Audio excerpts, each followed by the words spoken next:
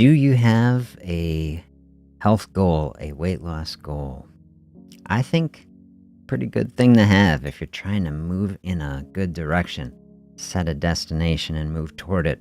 So think of your goal, and if you don't have one, uh, take a brief moment and think, what is it in 2026 that I really want to accomplish? Where are we going? And so think of some fun, aspirational goal. And as soon as you've got it in your mind, here's what I want you to do. I just want you to forget about it. Okay? Forget the goal. And you say, what? What are you telling me? Say, hey, it's not my idea. It's an idea coming from this book, Atomic Habits. 4 million copies sold. So some people finding value in this. We're going to dive in. What on earth does it mean to forget our goals? And how can that possibly help us? I was reading this yesterday as I was thinking about our session, and I actually really like it. But first, hey, grab a coffee, grab a tea, grab some water, check in. This is fasting space. We're hopefully, if desired, in a fasting space in the body, in the mind. Taking some time here before the food is coming in, floating through some actual fasting physiology in the body. We think about what is happening. Body is running. Energy is being consumed to power this system. And then hopefully we're just floating in this space together, comfortable, thoughtful space, while we're going to dial in on the mindset that helps us to powerfully move forward in health. Take the step today that we can. It's Wednesday. We're powering through another week. We're taking our steps forward every day. How are you doing? I hope you are well. How is the new year going for you? Let me know in the chat. Let me know in the comments. How are you doing so far in 2026? Can you believe we're stepping through weeks already? It was just New Year's, and now we are on the path. We're on the journey. We've done some great thinking already on identifying the core issues we're trying to do, figuring out the obstacles, seeing that the mountain has a path that we are charting up and around. We are mountain climbers, choosing to do the work, to take the journey, to go through the process, to change, to develop, to grow into something better, stronger, more in alignment with our core being and values. More settled, more composed, more kind and thoughtful. All these sorts of things. That is the direction we want to flow, away from anger and resentment and regret, and toward the light, toward the positivity, toward our latent potential. This is where I was talking yesterday, and I wanted to show you this picture. Check out this. So we'll float over our beautiful reflection space. This is a graph from Atomic Habits. And this is what he's showing. The plateau of latent potential. Do you see the line, the straight line, what we think should happen on our process, our progress? We want it to be linear. We want to start out, it's just going straight toward our goal. And then we see the bottom curve, which is a more exciting process. Like we said yesterday, a sustainable weight loss process, often slower and more exciting at the same time, because it's following the bottom curve. Any sort of compounding process follow a parabolic curve. But look at how it starts out. In the beginning of a curve, it's like we're not going quite as far as we want, and it creates that gap. It says what actually happens there. The valley of disappointment. This is a barrier to so many things across life, from any kind of creative endeavor and any type of health process, it's like it takes time for a compounding process to build up and work.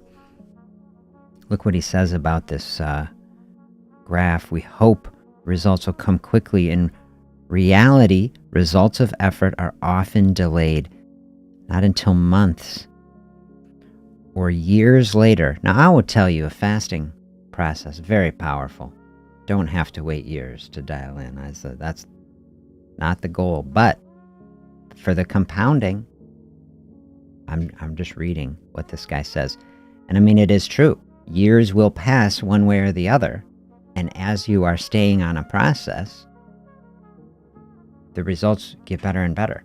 And we see that it can take time. So don't think, oh, I'll never see a single result for years, okay? But realize the compounding, it can take time. That's the point. It can take time till we realize the true value of the previous work we have done can result in this valley where people can feel discouraged. That's what we're trying to do in this program here, this process. Stay far away from discouragement. Look at the reality of the situation. See that we are a process. Our goal is a process. It's not an event. It's not a single point in time. And that it takes time for compounding to happen, for us to store up the value that we are saving. The health value are in our true health savings account. This is the type of HSA we really want, right? Where we're storing up actual health, not depreciating dollar bills. Actual health being accumulated in the body and compounding over time. Work we did in the past was not wasted, it's simply being stored. Yeah, see, I love this chart. Now, the most interesting thing about this graph here, okay, I can't get my arrow on it here, but you see the point where these two lines intersect in the future. That's the goal. That's what that point, that's what I say, that's the goal. We go through a point in time and we get to this place where we actually accomplish the thing that we set out to do. And you think about what happens to people so many times toward that place. Many people giving up before that point, and then another set of people going through a process and getting to that point. And because you said, oh, I accomplished the goal, the drive is gone, and they quit at that point, and then they bounce. And he says this is the problem with goals, is like the process is just done when you reach it. As what he says here.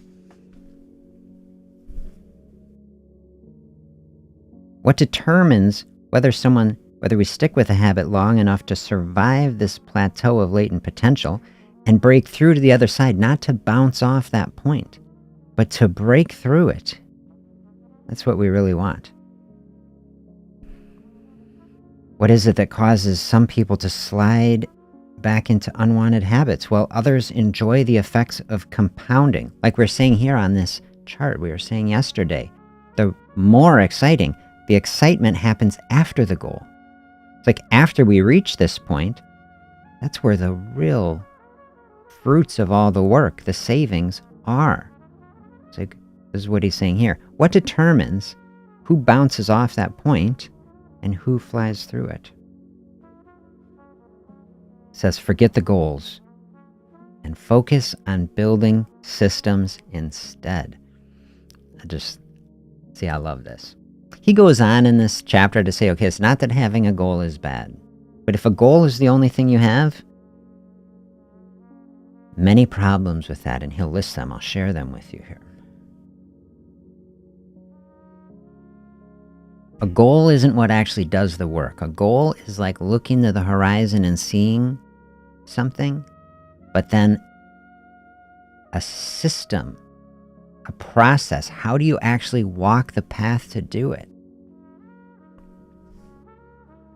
He says, prevailing wisdom claims the best way to achieve what we want, getting in better shape, spending more time, on things we care about is to set specific actionable goals.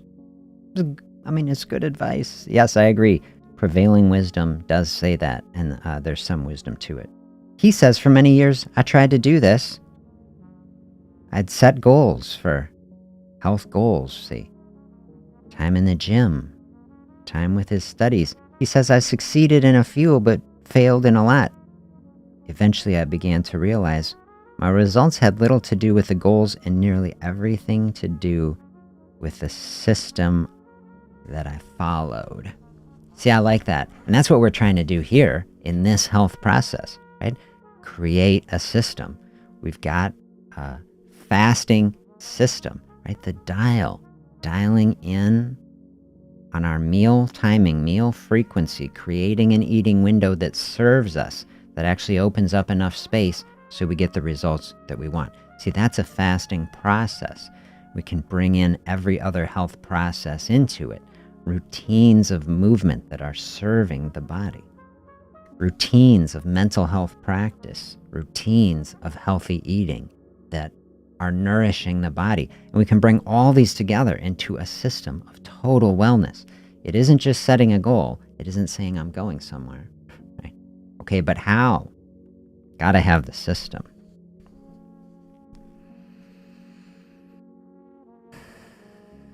Here he says an interesting question. What if you completely ignored your goal and focused only on the system? Would you still succeed? This is something to think about. What I say for the direction here. Forget your goal. What if you did it? You say, I want to lose 30 pounds in 2026. Okay? A great goal if that's something that you would like to do. Okay? But what if you forgot it? And what if you just dialed in on the system that would do it? Not stressing about some goal. Would you or could you still accomplish it? Or would you?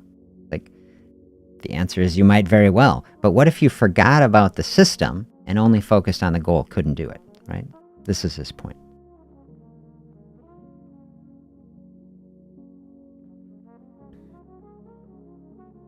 The goal in any sport is to finish with the best score.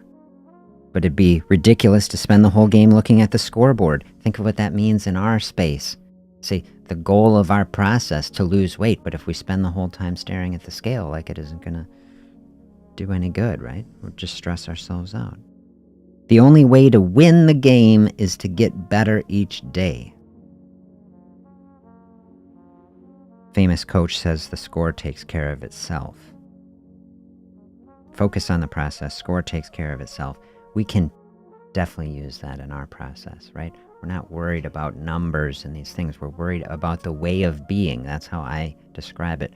We're trying to find the way of being in the world, how we exist in this space and flow toward health without struggle as much as possible. We recognize struggle in life, but we want to be like water, like the river that is just flowing through the space, finding the path without fighting it. How do we flow through the mountain on our path?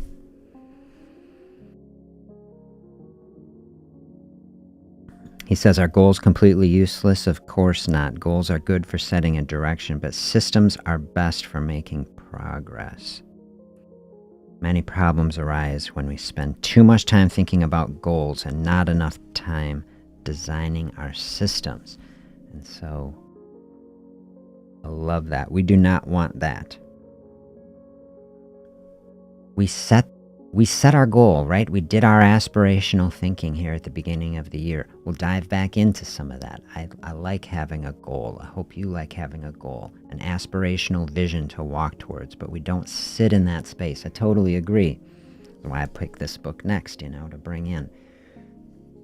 We've got to dial in on the process. How are you doing with it? Do you have a process? What is that process that is delineating our way of being? It's the mindset. It's the habits. It's what we're building. The atomic habits. Tiny little steps that we move toward every day and build a routine that says, hey, this is the process that works for me. This is what is feeling good. This is how I organize my eating. These are the times when I usually eat, realizing nothing rigid and dogmatic. We can be flexible and adapt with life at any point. It's part of the flowing through things. Definitely part of what makes it sustainable. But for the average boring day, what is the process that we are flowing through that is working? That's like our template. Like I think it like a stamper. We're trying to stamp out the days. And this is what a good day looks like. We're trying to stamp those days out, and then we are just flowing through a space, and we don't have to hit everyone.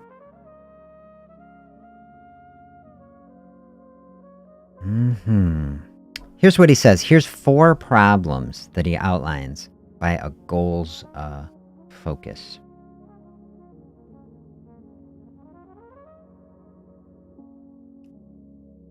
Winners and losers have the same goals. This is his point.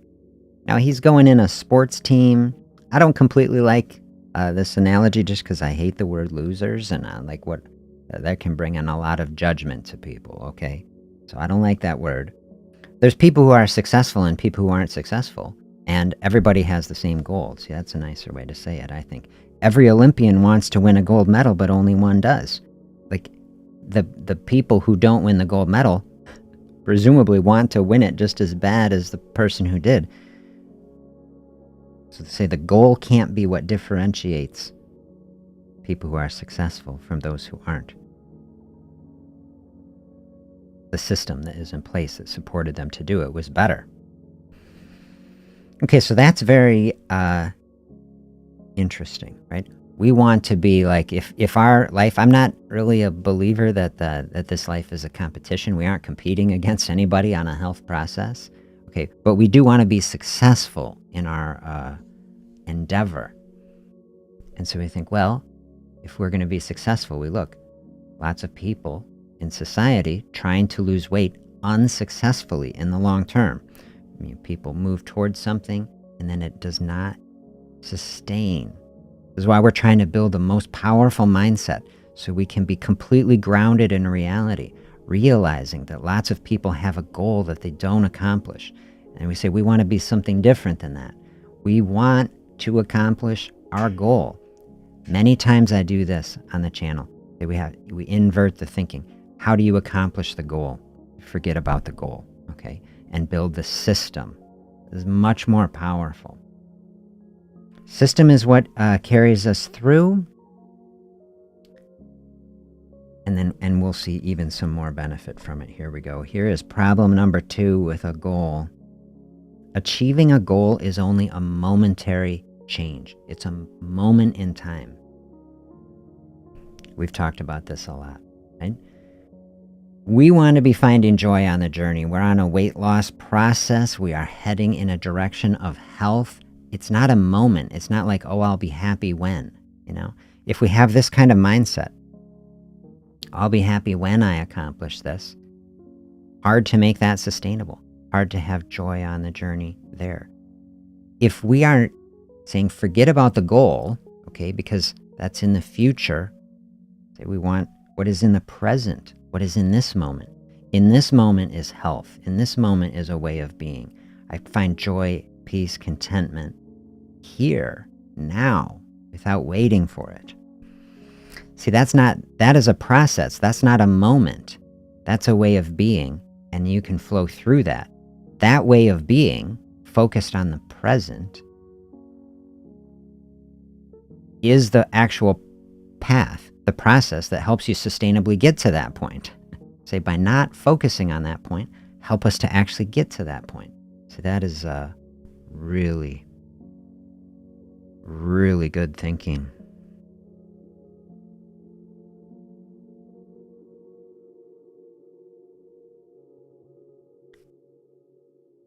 Says, going after a goal only without building a system is like treating a symptom without addressing the cause. See, I really like that. What are the causes? What are the root levels? This is what we're trying to do here, what I'm trying to do. I think as much as anything at all on the channel, dig down into the root level, get to the core things so that we can move forward at a root level. Welcome, happy hump day. Our individual journey is ours to enjoy, special and unique for each of us. Absolutely. That is beautiful, and that is maybe one of the real, I don't know if trick is the right word, one of the real tricks in life, right? To find the beauty in it. Sometimes we can, we're hardest, we've said this a lot, right? We're hardest on ourselves usually. Do we treat ourselves the way we would treat a good friend? And it's very easy to, especially, I mean, in this sort of age with social media and just the crazy pressure of everybody trying to impress everybody and put on some sort of front about how great everything is for them. It's like a lot of people feeling like, I'm not too special, you know, my experience not too unique, okay? But that sort of mindset, absolutely.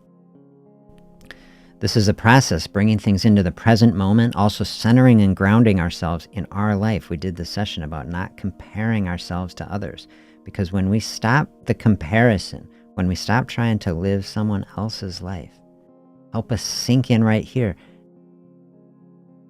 to enjoy it, even in the midst of the difficulty. This is what we've been talking about in the session, right? The reality of the situation can be difficult, but here we are. Like, this is the reality, our life here, this moment, everything that has happened to us, the history, the experience that has led us to this point.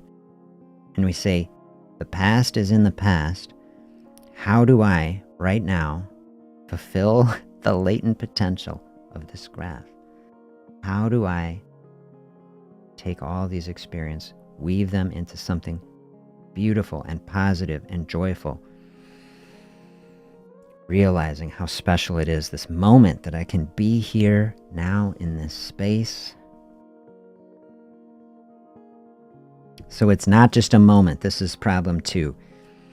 It's not just a momentary thing. We're flowing through the space. See, this is the counterintuitive thing about improvement. We think we need to change our results, but the results are not the problem. What we really need to change are the systems that cause the results. When you solve the problem at the results level, you only solve them temporarily. In order to improve them for good, you need to solve problems at the systems level. Fix the inputs, and the outputs will fix themselves. Just like the coach on the football game, right? Like, this is what the coach always says, fundamentals. Like, they're always yelling, fundamentals, you know, block and tackle and do all the stuff, right? We focus on the fundamentals. The team that is the most dialed in on has the basics down the best, okay? Score takes care of itself. So we're trying to bring everything down to basics in the body, right? That's what fasting is about. Fasting is like stripping out every unnecessary thing. Right? Say, we're actually getting down to that root space. Nothing. That's like the base layer of health, in my view. We start in a fasting space, and we realize from within that space, the body is strong, the body has energy resources, the body is very capable of handling this, especially as we train the body. Is like, wake up. Like, this is what we're trying to do. Wake up the metabolism, get everything firing on all cylinders, like really like operating efficiently, get that process going, and we add every other good thing to it. We add in the healthy eating, we add in the movement, we add on the mindfulness practices. And this is how we really build habits and patterns moving forward. Problem 3, he says, to me, it's kind of like, I was saying the same thing, wasn't I, about 2? Well, they flow together, okay? Problem 2, achieving a goal is only a momentary change. Problem 3, goals can restrict your happiness. Very connected thinking.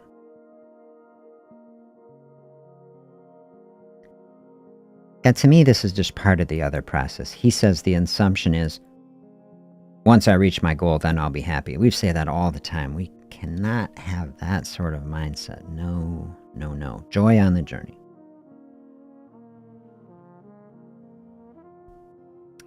What he says, I love this language. When you fall in love with the process rather than the product, you don't have to wait to give yourself permission to be happy.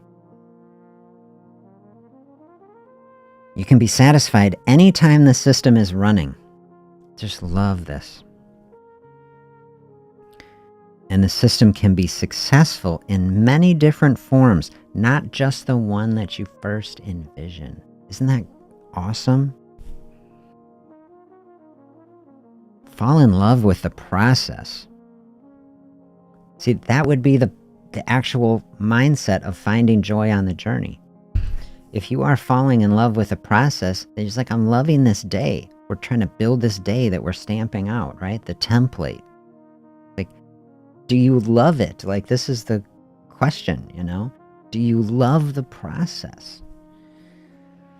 If you do not love the process, it's going to be very hard to stick with it for years, like to experience compounding over years. You say you look forward, you say, we have all of us, we don't know. We have so many years left in our life, whatever it is.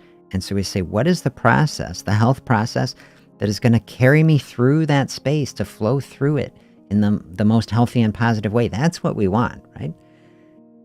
Not just an event, not just one point in time. Say, like, what is the way of living that is going to help maximize the enjoyment and positivity for the rest of my life, the rest of my time here?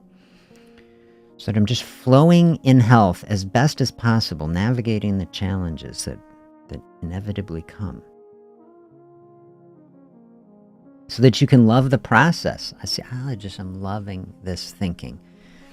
If you are not loving a process, I've said this a lot, like when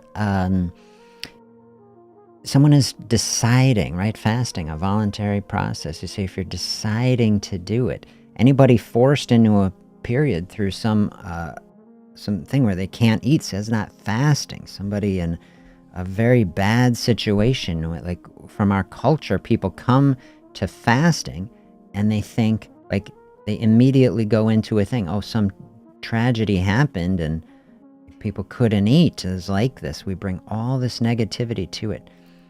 Fasting is this very special subset of times when people aren't eating, when you could eat, but you're voluntarily choosing not to do it.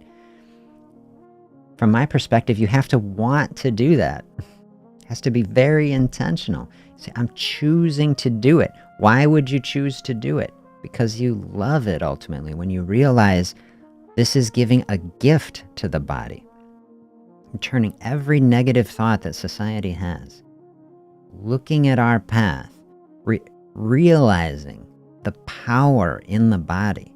Say, this problem that I have, you say, like, have more weight than I want. There's just more energy in the body than I want. I want to release it. Say, fasting is a space where we give the opportunity to the body to just release the energy. It's been storing it for us. It's trying to do us a favor. We can return the favor by understanding the physiology, choosing the path voluntarily to say, hey, I see I see what you've done for me. You've been carrying this load for me. Thank you, right? Find gratitude in the midst of something that we would typically judge. Find gratitude for the body and give it a gift. Say, hey, you carried the load. Now I'm going to give you the space to release it.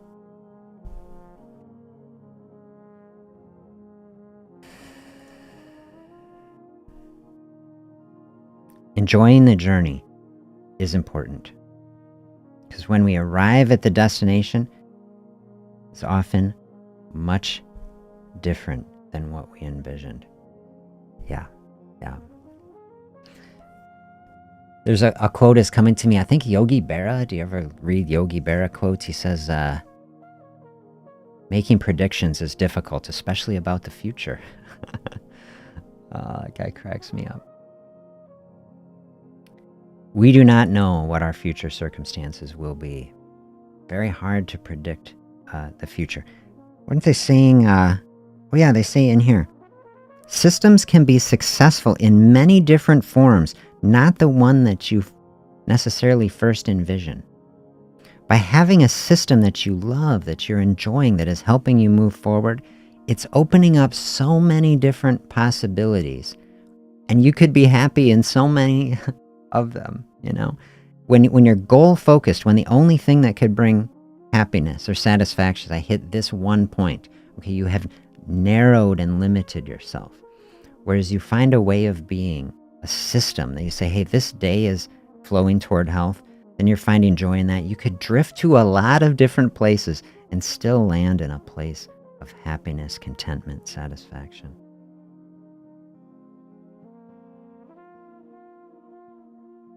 I love this quote. I think I've said it here before, Steve Jobs. I think you can only connect the dots in retrospect. Like, you know, so like at some place, like if let's say you did enjoy the journey and you ended up in a beautiful space and you couldn't have envisioned it. But in retrospect, you say, well, it looked like you made all these incredible decisions when really in the moment you were just loving a process and seeing where the river flowed, you know? And in retrospect, it looks great. You know, Jobs said he had no idea what he wanted to do, and he just took some drawing classes, you know, and people say, oh, like this was like such an incredible decision because it helped him, you know, design the iPhone with all these elegant, you know, curves and things. He's like, only in retrospect, he's like, I had no idea what I was doing. That's what he said, I think. We want to open up that potential in our life, just the potential that we can't even see where things are going, but we're just going to float through it, find a way of being. Here's problem number 4. He says, goals can be at odds with long-term progress. Can be helpful, I say, but let's keep our eyes open, okay? A goal-oriented mindset could create a yo-yo effect. For example, runners working hard, like training for a marathon, but as soon as they cross the finish line, then they're done. They stop training. The race isn't there to motivate them. When all your hard work is focused on a particular goal, what is left to push you forward after you achieve it? This is why many people find themselves reverting to old habits after they accomplish a goal. The purpose of setting goals is to win a game. The purpose of building systems is to continue playing the game. True long-term thinking is goalless thinking. It is not about any single accomplishment. It is about the cycle of endless refinement and continuous improvement. Ultimately, it is your commitment to the process that will determine the ultimate progress. That's this point on the graph that we were looking at. What happens when we reach that point where these lines cross over? The person who has a process they love are not going to stop it. The person who is only interested in one point in time and one goal might bounce off that point and say, okay, we're done, because you're limited. Oh, we're done. I accomplished the goal. That person has not found a process that they love, you know? It's like if you found a process that you actually love, why would you ever stop it? This is a type of thing. If you have found a place like that, okay, just find gratitude for that, okay? Because a lot of people do not find a mental space like that. This is what I'm trying to help us do on this channel. Find an incredible space like that where we say, then that point on the crossover, that's just one point in time. No, that's just a day. And that's where the real magic starts happening, the compounding. We hit that point, and now it's a year later, and now it's like better and better and better. I have seen that happen for a lot of people, and I want to see it happen for a huge number of people. A huge number of people. This is why I got out of my little medical office in my tiny little box, and I came to a space like this that is like, you know, is out there. And as I've been reading this thing, I was thinking about bamboo. I've been thinking about my own personal process, with these sort of things, with this channel, with this project, simple fasting. I do just love it. And I've been thinking like these same sort of things, build a process that you love. It's like not about a goal. To me, is not about like a number. It's not about anything other than we're sitting here in this sort of space. These are the types of thinking and thoughts that have great value to me. And, what is the potential of it? The potential, okay, just for our own little selves here, we say we're moving forward in health, wholeness, finding joy on the journey. I'm finding joy doing these lives. Love it. And then what does the future look like? See, we can't know. Just like this space is just like a health process. I mean, it is a health process. I'm feeling healthier just doing it. I'm certainly mentally healthier, like just thinking great thoughts, trying to refine and power the best thinking, what I want to do in my life. I love it. This is a way of being that I want to keep doing. It's like, where does that flow? I have no idea. No idea what the future looks like with it.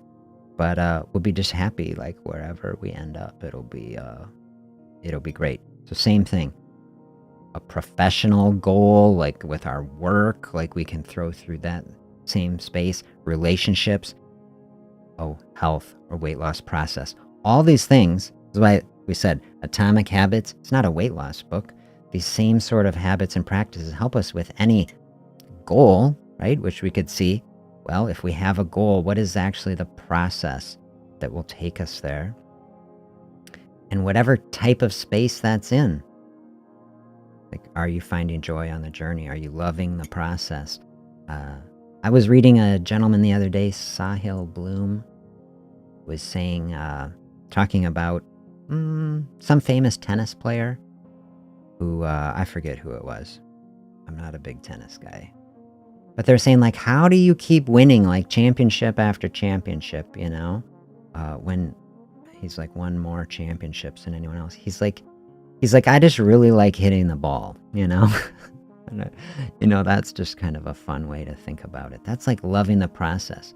Do you love hitting the ball if you're a tennis player, If you don't love smashing that ball, it's going to be hard to win a lot of tennis championships, right? Hey, this space is literally 20 times better because you are here with me. It's like not even 20, it's like 37 times better. That was the difference. We saw the, if you're 1% better every day, you say, are you just 365% better at the end of the year? No, you're 37% better after it. Oh man, so extra cheers and coffee for you being here. Really appreciate it.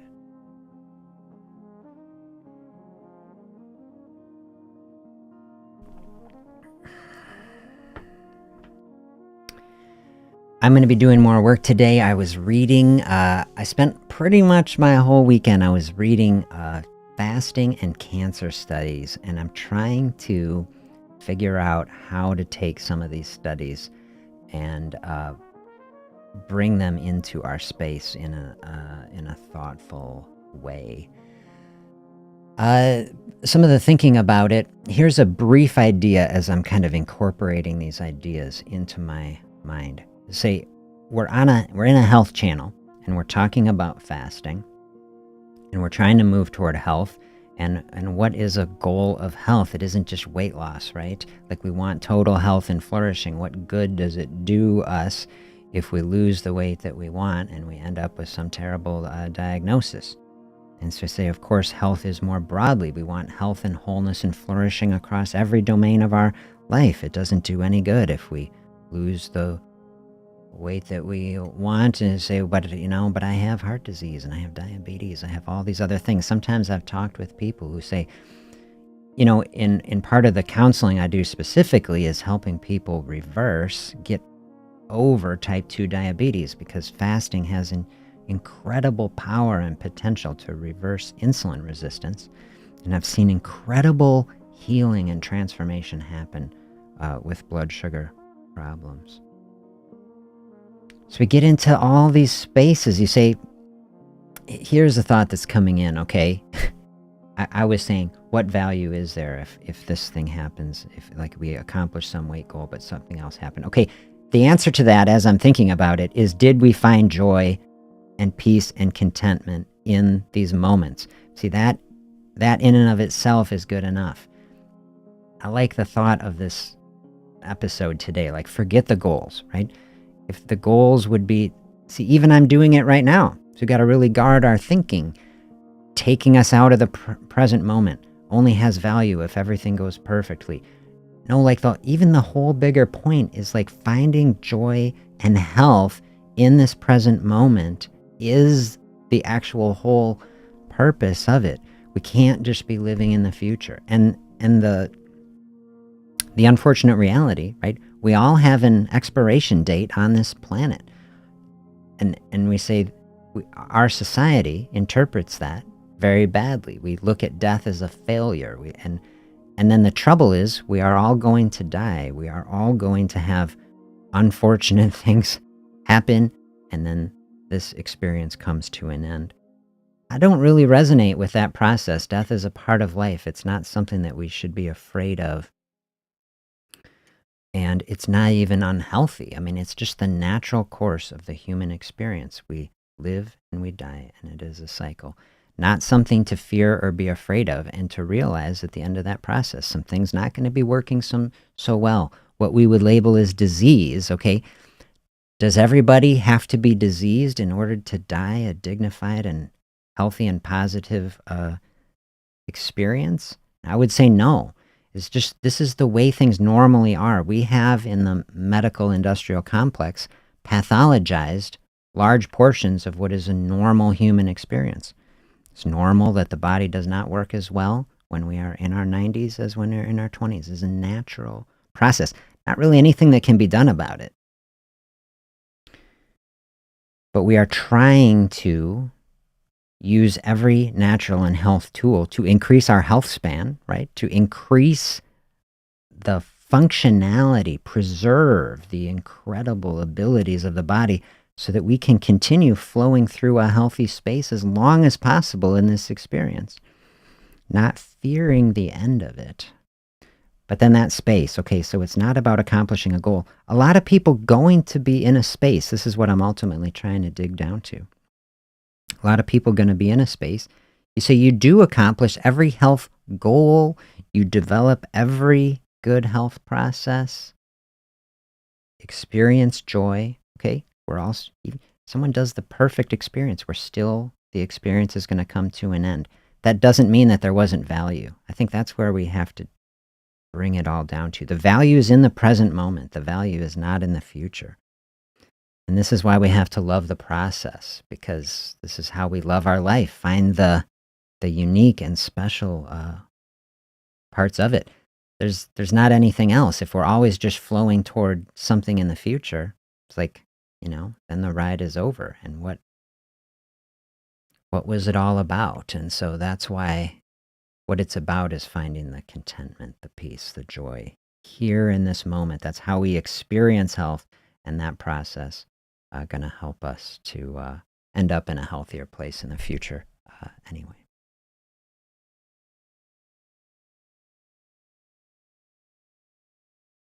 Anyway, all that was to say I was thinking so much about all these cancer studies. Of course, it would be optimal to not get cancer. This is the thing I'm thinking about as I kind of flowed through that space.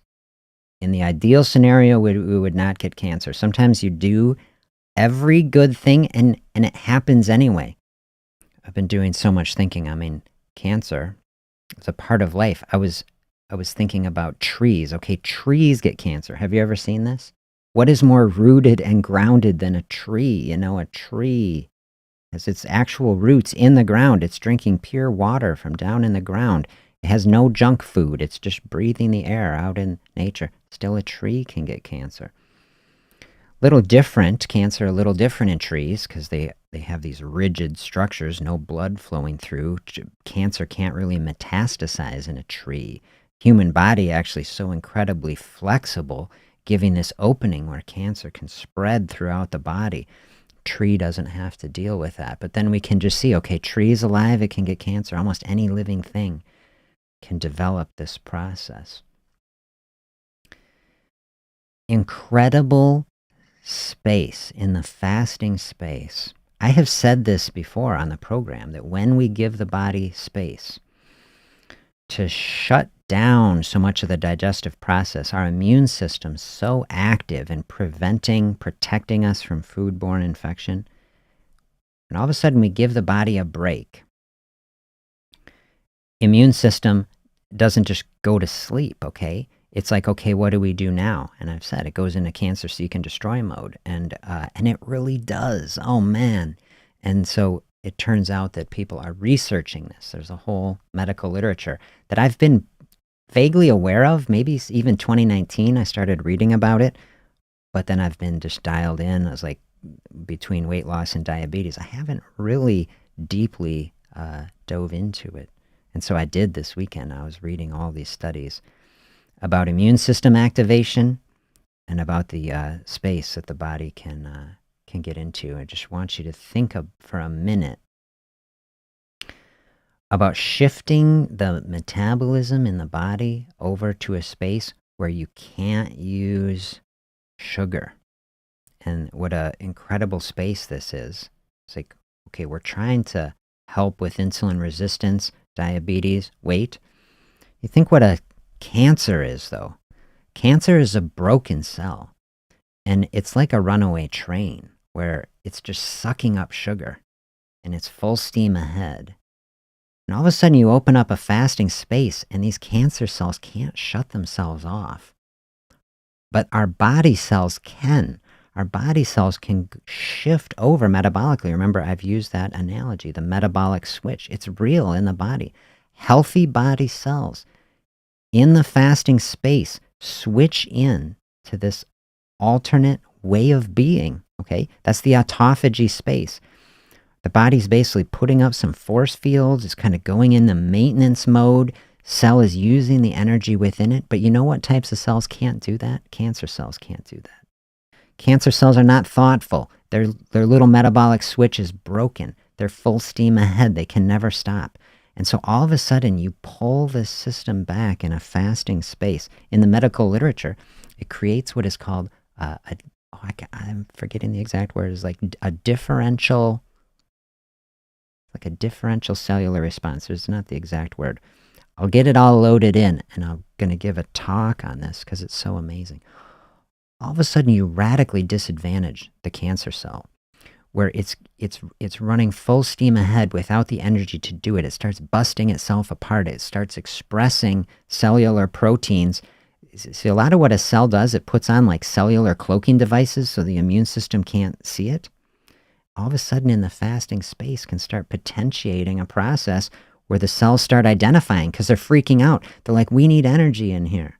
And it's like, now the immune system can see them and help to attack it. Nothing in my research would suggest that someone with a cancer can just fast their way out of it. But what is being studied a lot in the research is using fasting as an adjunct for people who have cancer to both protect the cells of the body. When you put them into this hunkered down mode where they're not so active, people have way less chemo side effects. So amazing. You know, we should be helping people to do that, especially early in a condition before they are in a bad space, when they're still strong and they can handle it, so that we can blast a cancer. Use fasting as another tool to just blast it. And then some studies showing that it potentiates or improves chemo effectiveness and radiation effectiveness, because we're just doing more things to damage the cell, the cancer cells, while protecting our own cells.